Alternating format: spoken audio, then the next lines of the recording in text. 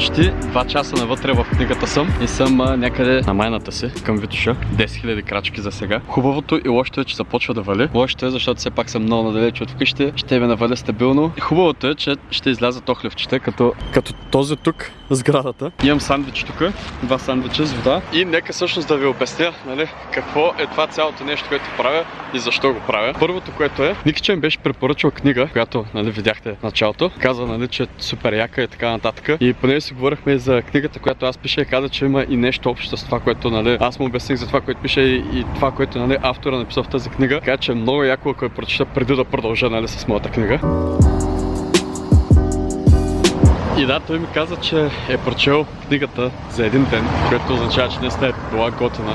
И понеже на мен ми е много трудно да прочита една книга за един ден, си замислих как мога да се предизвикам да го направя това нещо. И разбира се, има аудиокниги. И това, което си казах, че ще е много яко, ако се пробвам да направя предизвикателство, където да се пробвам да слушам една аудиокнига за цял ден. И се чудех, нали, какво всъщност друго трябва да направя, за да не се занимавам с нещо друго. И си казах, ще се направя една огромна разходка. Книгата е 7 часа, т.е. 7 часа разходка.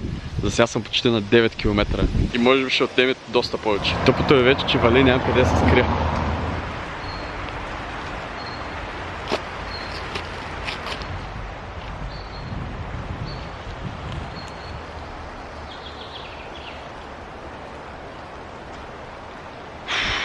За става много студено.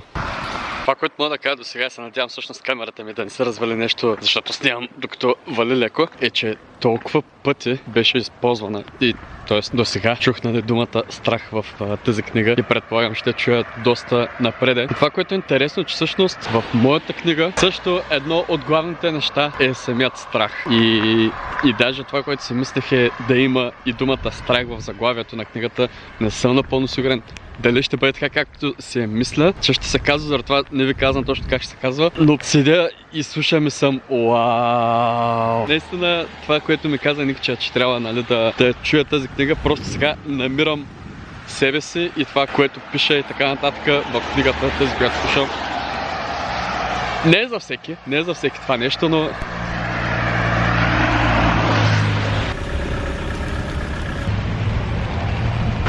най-накрая съм под моста, не се виждам и спря да ме вали. Това е толкова хубаво. Яко изморен съм, но продължавам. Енергия.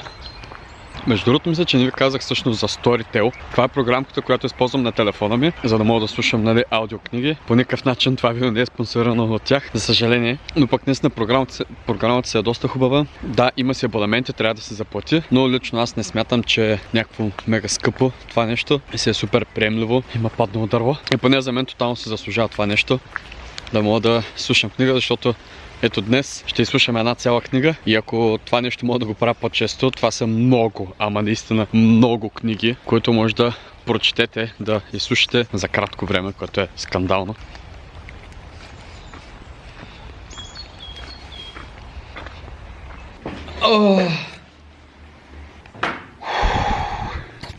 Дойдох в офиса. Първо малко се почна, защото днес на краката ми не ми се отразява 2 месеца извънредно положение да седя вкъщи и след това рязко да изляза да ходя толкова много. И да сменя тенската, защото вече оттичам тежко. Dapak.bg Вената.shop. Купи сега. И между другото най-якото е, че в такива ситуации ми изникват готини идеи, за които ще разберете, надявам се, много скоро. Не знам дали се личи на предела на силите съм се. Телефона ми също. И това е една доста емблематична тениска в случая за, като, както казах по-рано, страх и така нататък, Field of Fear с мега якото гръбче. Опа! И сега като изключим прическата ми, ще се дам днес на около час и нещо малко на почивка. Майко мила! Ема да?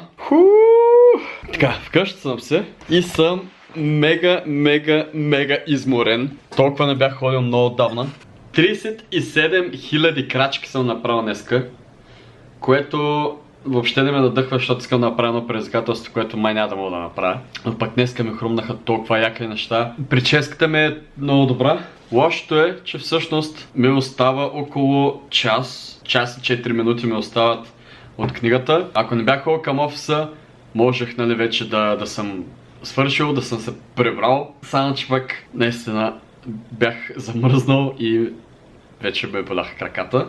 Но пък готиното беше, че всъщност коментирахме книгата с Никча, защото той също беше в офиса, говорихме си, обсъждахме, нали, поне докъде аз съм стигнал, кое, какво, що. И днеска ще я доизслушам, като след малко като се скъпя, като си легна. Но със сигурност това наистина е доста готина книга, не е за всеки, както казах. Ако искате, нали, да пробвате, нали, да я слушате, да я прочетете, едва ли ще съжалявате за това. Предизвикателството е почти готово. Ще мога да я слушам. Но всъщност видеото ще приключи тук, така че да. Абонирайте се, пуснете си камбанката, защото ще има доста интересни неща, които идват тук в този канал. Това е. Ще се видим в следващото видео.